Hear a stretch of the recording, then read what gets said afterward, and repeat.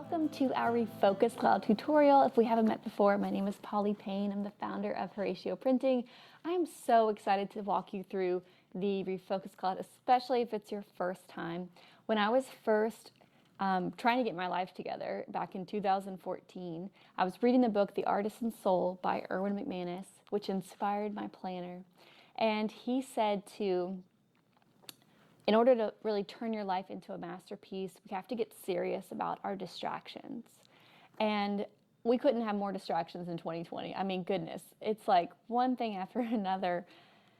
And he said to write down your distractions, create an exit strategy, and execute it. And that's what inspired the Refocus Cloud, a little thing that I invented. It's right here. So turn to this page in your planner. And I'm really excited to walk you through how to do this. So if it's your first time, this is going to be fun. And I just want to show you how I do it. You don't have to do it like how I do it, but basically I love bubble charts, okay? So the Refocus Cloud, the way you do it is you actually bubble out from the center, like you'll see the circle on the page, but you bubble out your focuses, your passions, and your distractions, and your obligations. So it's basically a spherical brain dump to get everything out of here, which is a huge stress reliever, and also to get serious about your distractions and rekindle your passions. So let's get started. I'm really excited. As we take inventory of our life, you're going to figure out what's missing, what's stressing me out, maybe what's holding me back from doing the things that make me happy. So we're going to start with obligations. What are your obligations? Start drawing out from the center. Use your pen, draw it out. What are your obligations? Taxes, food, shopping, cooking, cleaning, family, budget. What stresses you out? The mundane. What fills your time? The repetitive tasks. If you want to pause now to write it down, go ahead and pause. I'm just going to zip through it in this tutorial, but it's up to you to carve out the time to answer these questions and do it, okay? So you start with your obligations. Next, we're going to move on to our focuses. Okay, what's going on in your life at the next 3 months and right now? What's next? Pressures. What's stressing you out beyond Christmas? I know you might think, whoa, I'm not even there yet, but it's important to go ahead and go there. What do you want to be focused on after Christmas? What do you want to have your focuses be in January? For me, I usually write down things I'm working on for my business. Like for me, I'll be focused on the 2022 Dream Planner. I'll be focused on Soap Volume 4, like the different products I'm creating. So that's sometimes what I'll put in my focuses or growing that.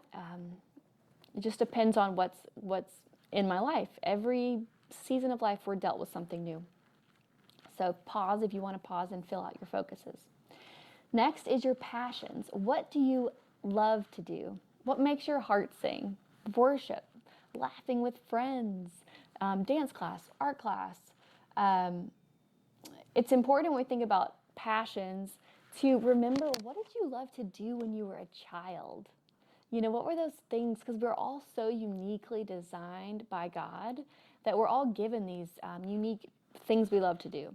So what did you love to do when you were a child? Maybe you love to write. Maybe you love to create comic books. Maybe you're supposed to be a children's book illustrator or writer. You know what I mean? So it's important to rekindle those passions and make that a priority. But we're just going to start right now with writing it down. What are some things you love to do, whether it makes money or not? It can just be for fun. What are some of your passions? Feel free to pause now if you want to write that down.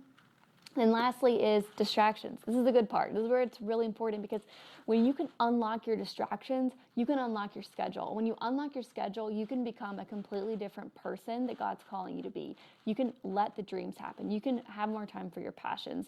You can break addictions when you can get clear about this. So with distractions, think about where you go to numb out.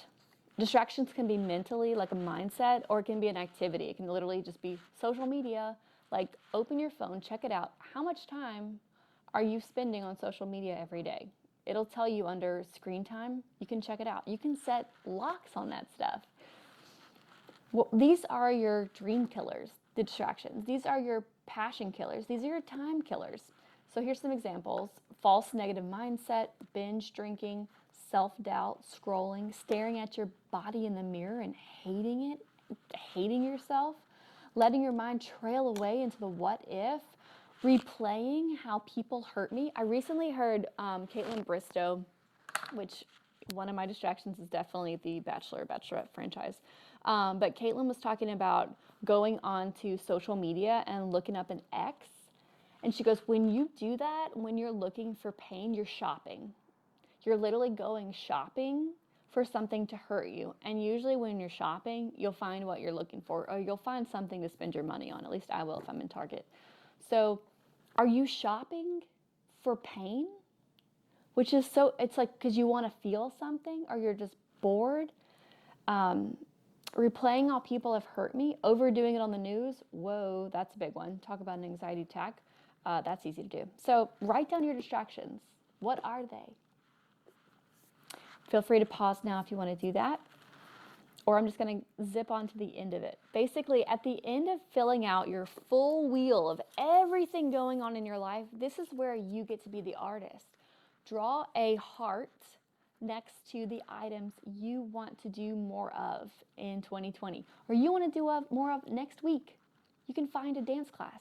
You can find a free YouTube video dance class, like whatever it is that you want more of, okay? And then draw an X next to what you want to remove or build a boundary around. Boundaries are so important to unlocking your future potential. What are the things you're going to cut? And what are the things maybe you're going to just build a strong, healthy boundary around? And then lastly, bonus, what on here can you delegate? What resources are you not tapping into that you could delegate to somebody? You know, when I am flooded with work, I do grocery store delivery. It's great. It saved me an hour of time. Where could you delegate or use your resources to be crafty and get more time back for your passions? That's everything with the Refocus Cloud. I hope this has been helpful for you. Keep going. You've got this, and I'll see you in our next tutorial. Bye, guys.